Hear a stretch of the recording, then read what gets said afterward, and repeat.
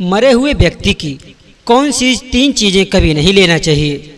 नमस्कार मित्रों, स्वागत है आप सभी का आपके अपने YouTube चैनल में। दर्शकों, गरुड़ पुराण के धर्म ग्रंथ के प्रति कल्प में मृतक व्यक्ति की ऐसी 3 वस्तुओं के विषय में वर्णन किया गया है जिनका उपयोग कभी नहीं करना चाहिए, अन्यथा भयंकर यातनाएं सहन करनी पड़ती हैं और अनेक प्रकार की हानि होती है। इसलिए प्रत्येक बुद्धिमान व्यक्ति को इन वस्तुओं के विषय में अवश्य जान लेना चाहिए। भगवान श्री कृष्ण ने गरुड़ जी को अत्यंत ज्ञानवर्धक कहानी दी है। इससे सुनने से आपके भी ज्ञान में वृद्धि होगी, इसलिए आप इस वीडियो को पूरा अवश्य देखें, क्योंकि आधा अधूरा ज्ञान खतरनाक साबित होता है। तो चलिए शुरू करते हैं। दोस्तों, एक बार गरुड़ जी, जो कि भगवान विष्णु के वाहन हैं, वे अपने मन में शंका लेकर भगवान श्री कृष्ण के पास द्वारका में आते हैं। अपने प्रिय वाहन गरुड़ को देखकर भगवान श्री कृष्ण प्रसन्न होकर उनका स्वागत करते हैं और कहते हैं कि हे गरुड़ जी, द्वारका में तुम्हारा स्वागत है। तुम्हारे आने से मुझे बहुत बड़ी प्रसन्नता हुई है। हे गरुड़ जी, तुम्हारे आने का कोई विशेष कारण होगा, बताओ किस प्रयोजन से तुम यहाँ पर पधारे हो। तब गरुड़ जी भगवान को प्रणाम करते हुए कहते हैं कि हे प्रभु, आप तो सर्वज्ञानी हैं। इस पूरे संसार में कुछ भी आपसे छिपा नहीं है। मैं आपके पास में एक शंका लेकर के आया हूँ, इसका समाधान केवल आप ही कर सकते हैं। भगवान श्री कृष्ण हंसते हुए कहते हैं कि हे पक्षीराज, तुम्हारी जो भी शंका हो निसंकोच होकर पूछो। तुम्हारी हर शंका और समस्या का समाधान करना मेरा कर्तव्य है।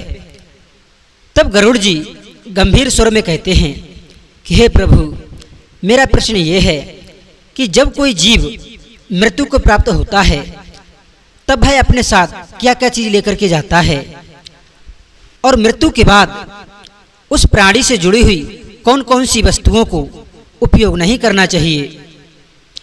तब भगवान श्री कृष्ण कहते हैं, मृत्यु के बाद उस प्राणी से जुड़ी कौन कौन सी वस्तुओं का उपयोग अन्य लोगों को नहीं करना चाहिए। भगवान श्री कृष्ण ने विचारपूर्वक स्वर में कहा कि हे गरुड़, तुम्हारा प्रश्न अत्यंत महत्वपूर्ण है। इस संसार में जो जन्म लेता है उसकी मृत्यु निश्चित होती है। मनुष्य इस संसार में खाली हाथ अवश्य आता है, किंतु जब उसकी मृत्यु होती है तो वह अपने साथ 5 चीजें लेकर के जाता है। और यह भी सत्य है कि जीवित मनुष्य को मरे हुए व्यक्ति की 3 चीजों का उपयोग कभी नहीं करना चाहिए। तुम्हारे इन दोनों प्रश्नों का उत्तर देने से पूर्व मैं एक ब्राह्मण और 5 प्रेतों की कथा सुनाता हूँ, जिससे तुम्हारे सभी प्रश्नों का समाधान हो जाएगा। इस कथा को ध्यान लगाकर सुनना, क्योंकि इसके माध्यम से मानव जीवन के गुण रहस्यों को समझा जा सकता है। इस कथा का श्रवण करने पर मनुष्य के कोटि कोटि पाप नष्ट हो जाते हैं। इसलिए इस कथा का तुम प्रचार करो। गरुड़ जी ने श्रद्धा से कहा कि हे प्रभु, मैं ध्यानपूर्वक आपकी कथा सुनने के लिए तैयार हूँ। कृपया मुझे वह पवित्र कथा सुनाइए। फिर भगवान श्री कृष्ण ने गरुड़ जी को वह कथा सुनानी प्रारंभ कर दी और कहा कि हे गरुड़ जी, एक समय की बात है, मध्य देश में देव शर्मा नाम का एक गरीब ब्राह्मण रहा करता था। वह अत्यंत गुणवान और शास्त्रों में पारंगत था। उसने वेद और शास्त्रों का बड़े गहराई से अध्ययन किया था, किंतु वह अपने ज्ञान का कभी दुरुपयोग नहीं करता था। उसने कभी अपने ज्ञान का उपयोग करके धन नहीं कमाया। अत्यंत गरीब होकर भी वह भिक्षा मांगकर ही अपना गुजारा चलाया करता था। फिर एक दिन वह ब्राह्मण वन में तपस्या करने के लिए जाने का विचार करता है। वह ईश्वर का ध्यान करने के लिए इसी उद्देश्य से वन में भ्रमण करने लगता है। ब्राह्मण जिस वन में प्रवेश करता है उस वन का नाम था विपिन वन। यह वन अत्यंत भयानक और डरावना था, जिसके बारे में दूर दूर तक लोग चर्चा किया करते थे। इस वन में प्रवेश करने की हिम्मत बहुत कम लोग कर पाते थे, क्योंकि वहाँ का वातावरण बहुत ही डरावना था। विपिन वन में ऊंचे ऊंचे पेड़ थे, जिनकी शाखाएं इतनी घनी थीं कि सूर्य की किरणें भी नीचे तक नहीं पहुंच पाती थीं। उनमें कुछ पेड़ प्राचीन काल से खड़े थे, जैसे महावृक्ष, जिनकी विशाल जड़ें जमीन से बाहर निकलकर हर दिशा में फैली हुई थी। वहां पर बट वृक्ष जैसे काफी वृक्षों की भरमार थी, जो अपने नीचे किसी को भी दबा सकते थे। इस भयंकर वन में मांडव और समी जैसे पेड़ भी थे, जिनके पास से गुजरते हुए लोगों की रोंगटे खड़े हो जाया करते थे।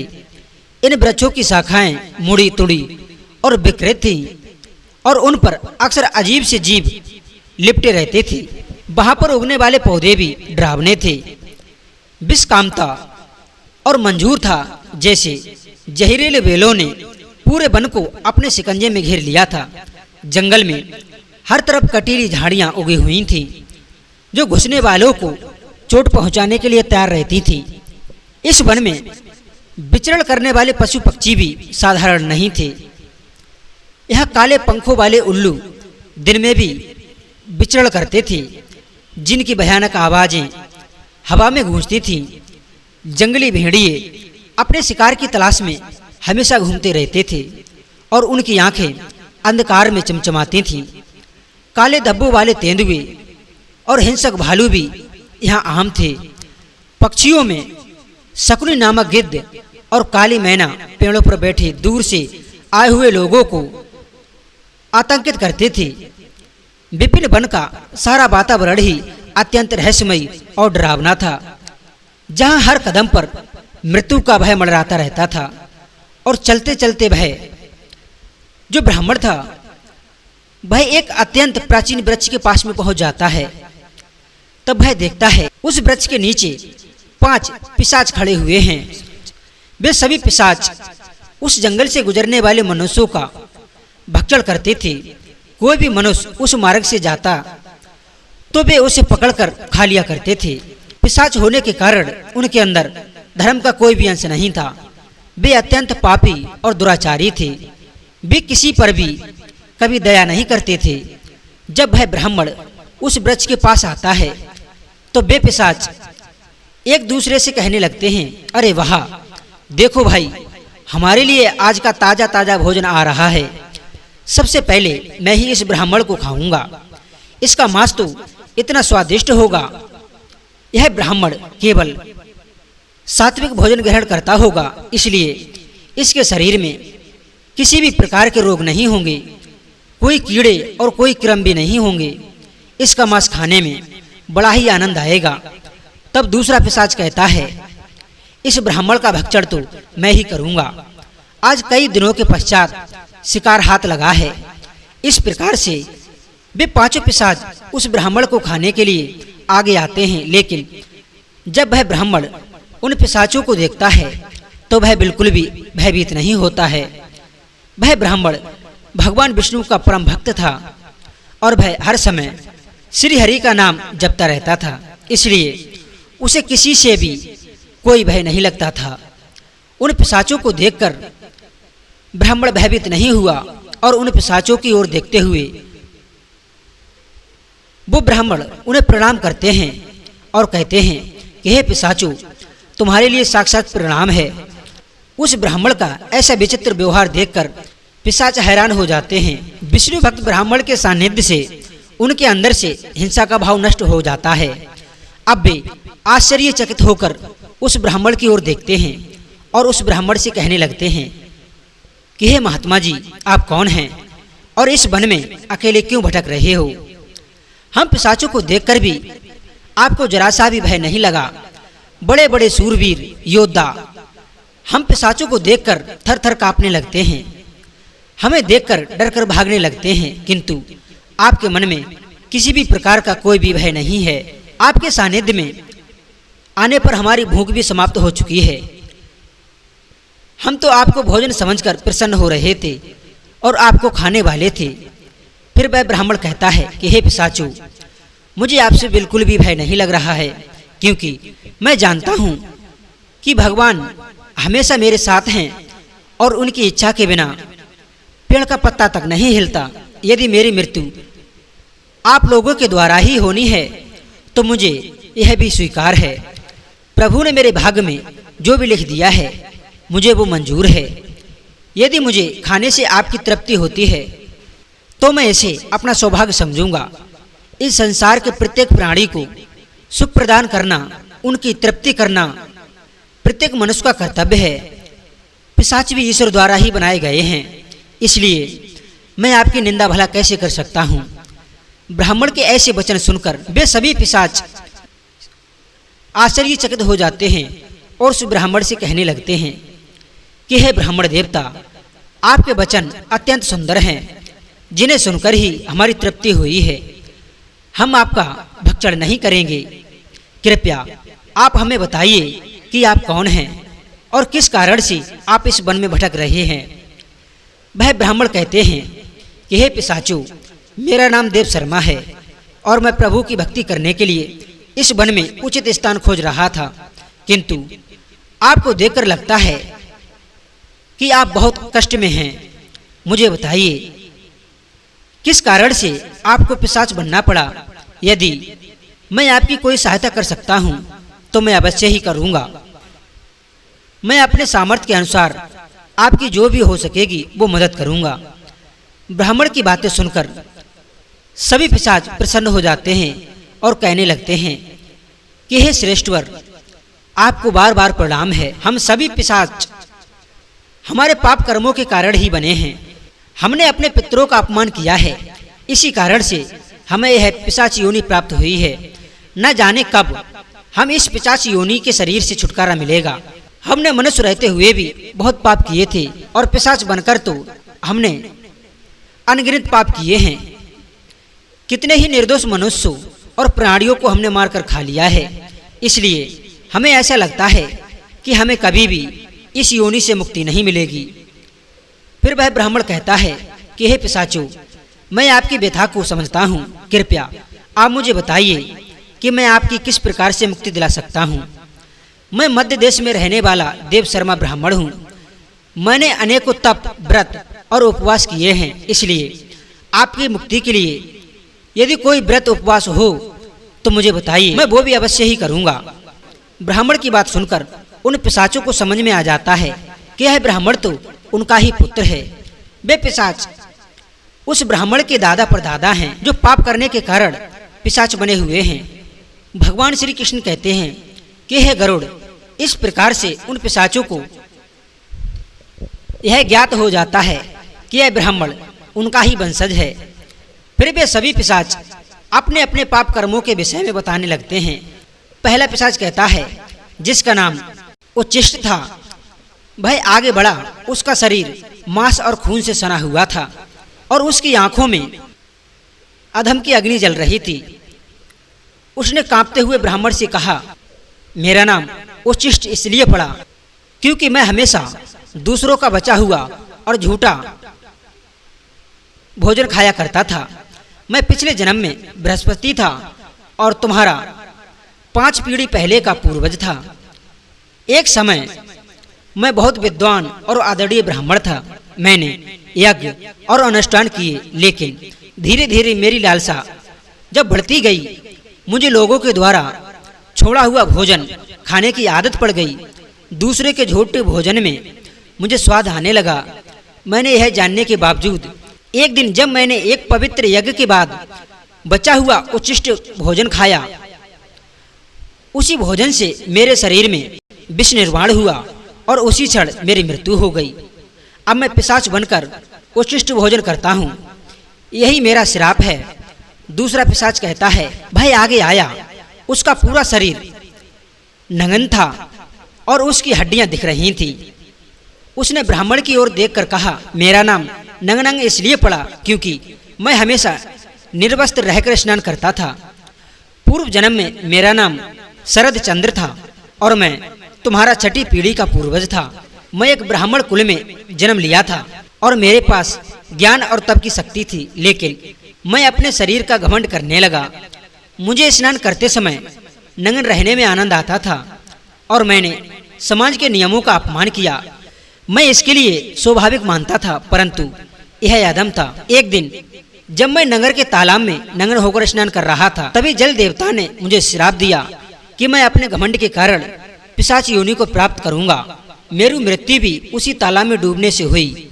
अब मैं पिशाच हूँ और मेरा शरीर हमेशा नग्न रहेगा। जैसे मैंने अपने ब्राह्मण धर्म का अपमान किया था, उसी कारण से मुझे ये योनि प्राप्त हुई है।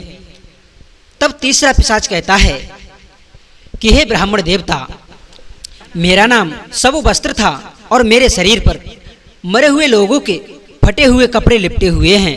श्रोताओं, उसकी आवाज में दर्द था। उसने कहा, मैं इस योनि में इसलिए आया हूँ क्योंकि मैंने हमेशा मृतक व्यक्तियों के कपड़े चुराए। पिछले जन्म में मेरा नाम अच्युतानंद था। मैं तुम्हारे पूर्वजों में से था और एक आदरणीय ब्राह्मण कुल से संबंध रखता था, लेकिन मेरे मन में लोभ बढ़ गया था। मैं शमशान भूमि पर जाकर मृतकों के वस्त्र चुराता था और उन्हें बेचता था।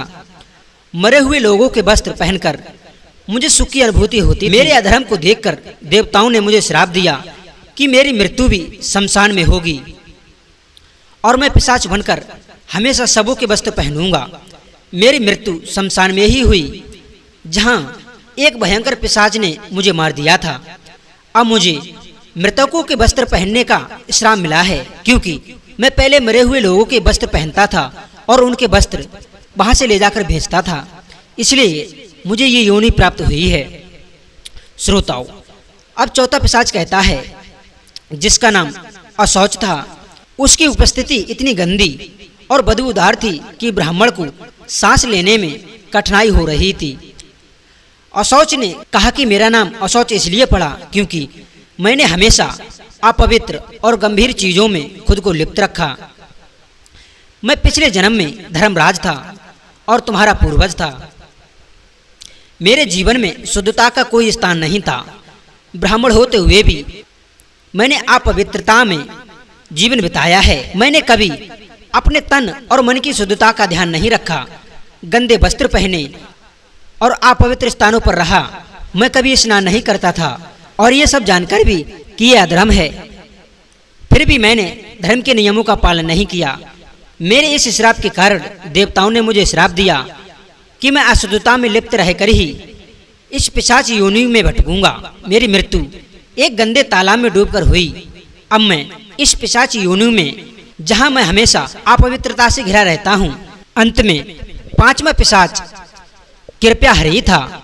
उसका मुख रक्त से लथपथ था और उसके हाथों में मांस के टुकड़े थे। उसने भयानक हंसी के साथ ब्राह्मण से कहा, मैं कृपया हरि हूँ क्योंकि मैं मांस और रक्त का लोभी था। पूर्व जन्म में मेरा नाम सोमदेव था और मैं तुम्हारा पूर्वज था।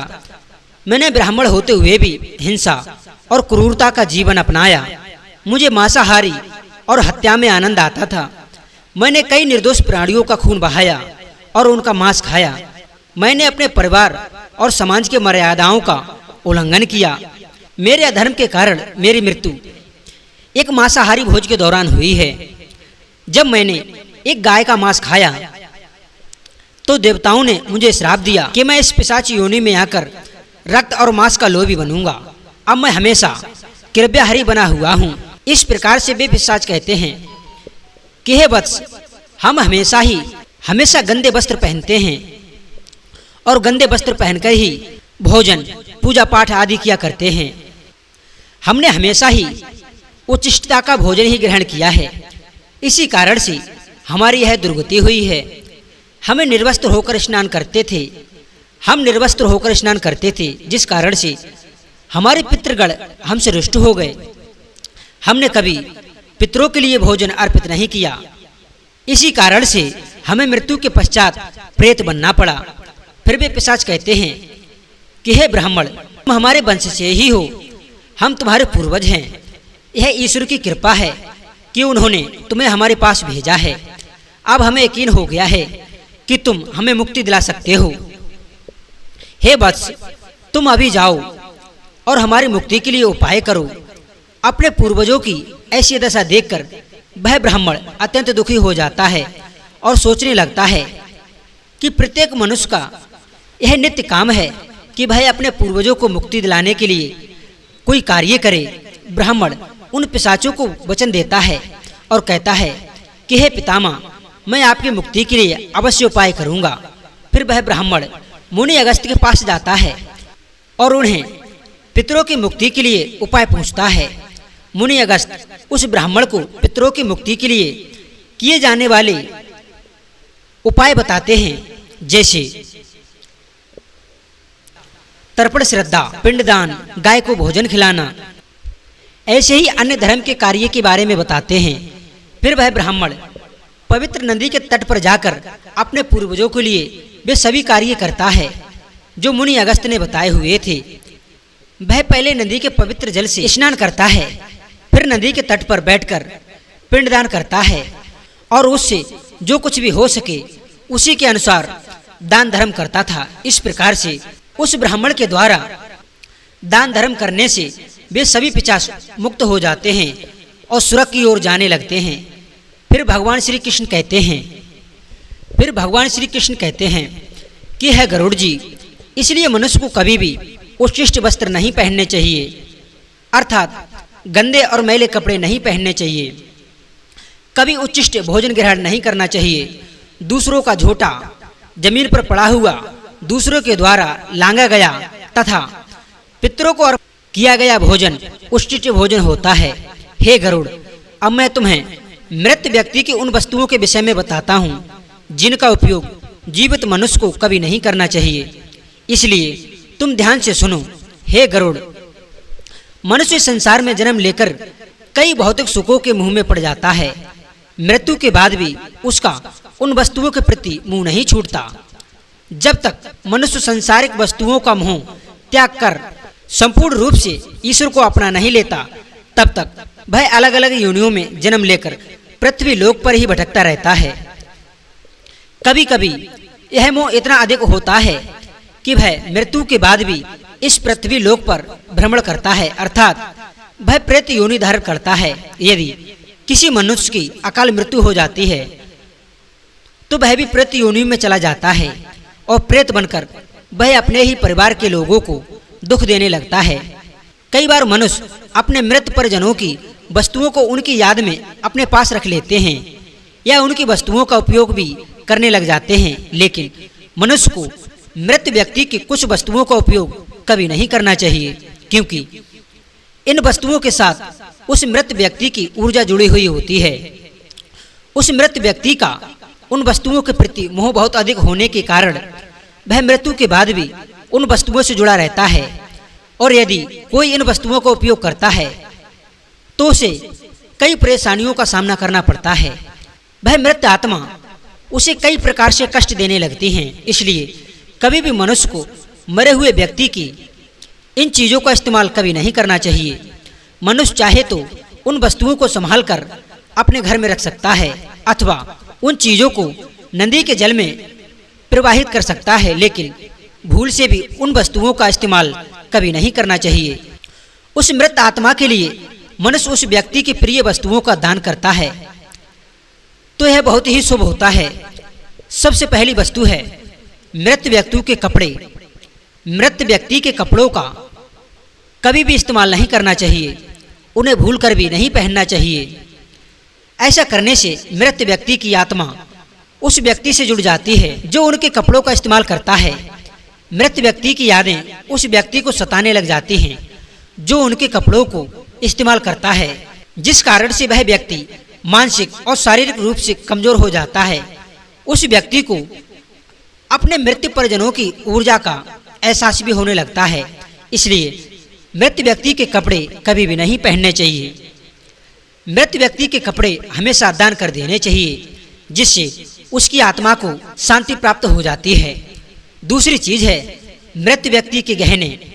मृत व्यक्ति के गहने भी उसके कपड़ों की तरह ही उसकी ऊर्जा के स्रोत होते हैं।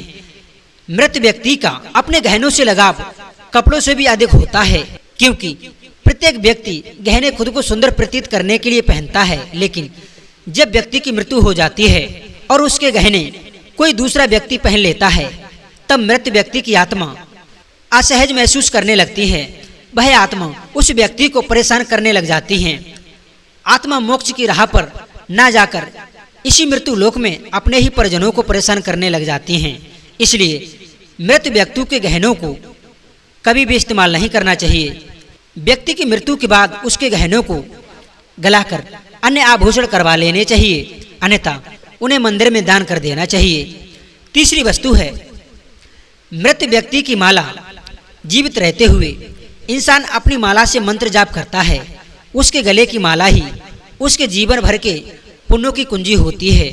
मृत्यु के बाद व्यक्ति की माला को कभी भी जीवित मनुष्य को धारण नहीं करना चाहिए। उसकी माला को पवित्र नदी के जल में प्रवाहित कर देना चाहिए। पवित्र नदी उस मृत व्यक्ति के सभी पुण्यों को बहाकर स्वर्ग में ले जाती है। भगवान श्री कृष्ण कहते हैं कि हे गरुड़ाज, मृत्यु के बाद मनुष्य अपने साथ केवल अपने पाप और पुण्य लेकर ही जाता है। सभी भौतिक वस्तुओं को यहीं पर छोड़ देता है। इसलिए उसे कभी भी उन वस्तुओं के प्रति अधिक मोह नहीं करना चाहिए। श्री कृष्ण कहते हैं कि हे गरुड़, मृत्यु के बाद आत्मा के साथ कुछ ऐसी चीजें होती हैं जो अगले जन्म में भी साथ जाती हैं। ये चीजें आत्मा के काम और इच्छाओं से जुड़ी हुई होती हैं। अब मैं तुम्हें उन 5 बातों के बारे में बताता हूँ। भगवान श्री कृष्ण कहते हैं, कामना वह पहली चीज है जो आत्मा के साथ मृत्यु के बाद भी रहती है। मनुष्य की कामनाएं उसे नया शरीर धारण करने के लिए प्रेरित करती हैं। कामना एक ऐसी शक्ति है जो आत्मा को लगातार नए शरीर की खोज में लगाए रखती है। जब एक व्यक्ति की मृत्यु होती है तो उसकी इच्छाएं उसके साथ जाती हैं और ये इच्छाएं उसके नए जन्म में पुनः कार्य करती हैं। कामना को एक प्रकार की चंचल ऊर्जा माना जाता है जो आत्मा को सांसारिक जीवन के चक्र में बांधे रखती है। अगर मनुष्य अपनी सभी इच्छाओं का त्याग कर देता है तो उसे मोक्ष की प्राप्ति हो जाती है। इसलिए कहा गया है कि मृत्यु के समय अपनी इच्छाओं का त्याग करना अत्यंत महत्वपूर्ण है। जो लोग मृत्यु के समय अपनी इच्छाओं को साथ लेकर जाते हैं उन्हें पुनः जन्म लेना पड़ता है, क्योंकि उनकी कामनाएं उन्हें अगले जन्म के लिए प्रेरित करती हैं। श्री कृष्ण कहते हैं, वासना कामना का ही एक रूप है। वासना वो चीज है जो मनुष्य को इंद्रियों के सुख और भोग की ओर आकर्षित करती है। यह एक ऐसी लालसा है जिसका कोई अंत नहीं है। मृत्यु के समय भी अधिकांश लोग वासना से मुक्त नहीं हो पाते। यह वासना सांसारिक वस्तुओं, धन, परिवार और भोगों के प्रति आकर्षित को बढ़ाती हैं। वासना इतनी शक्तिशाली होती है कि यह मृत्यु के बाद भी आत्मा के साथ रहती है। वासना का उदाहरण विष्णु पुराण में राजा भरत की कथा में मिलता है। राजा भरत एक हिरण के बच्चे से अत्यधिक प्रेम किया था और उनकी वासना इस बच्चे के प्रति इतनी बलवान थी कि मृत्यु के समय भी वे उसी हिरण के बच्चे के बारे में सोच रहे थे। परिणाम स्वरूप उन्हें अगले जन्म में हिरण की योनि में ही जन्म लेना पड़ा। मृत्यु के समय आत्मा के द्वारा किए गए सारे कर्मों का लेखा जोखा होता है। अगर किसी व्यक्ति ने अच्छे कर्म किए हैं तो उसे परलोक में सुख और शांति मिलती है और अगले जन्म में उसे समृद्धि प्राप्त होती है। वही अगर उसने बुरे कर्म किए हैं तो उसे नरक या दुखदायी जीवन की प्राप्ति होती है। यही कारण है कि हमारे धर्म शास्त्रों में काम को अत्यधिक महत्व दिया गया है। कर्म की गति इतनी अद्भुत होती है कि यह 7 जन्मों तक आत्मा का पीछा करती है। इसलिए मनुष्य को सदैव पुण्य कर्म करने चाहिए। भगवान श्री कृष्ण चौथी चीज के बारे में बताते हैं। वे कहते हैं कि कर्ज एक ऐसी वस्तु है जो मृत्यु के बाद भी आत्मा का पीछा करती है। यदि कोई व्यक्ति जीवन में किसी से आनंद लेता है और उससे चुकाए बिना मर जाता है तो वह कर्ज उसके अगले जन्म में भी उसके साथ रहता है। कर्ज आत्मा पर एक प्रकार का बंधन बन जाता है और जब तक यह चुकाया नहीं जाता आत्मा इससे मुक्ति नहीं हो सकती। मृत्यु के बाद उस आत्मा को परलोक में कर्ज चुकाने के लिए दंड दिया जा सकता है।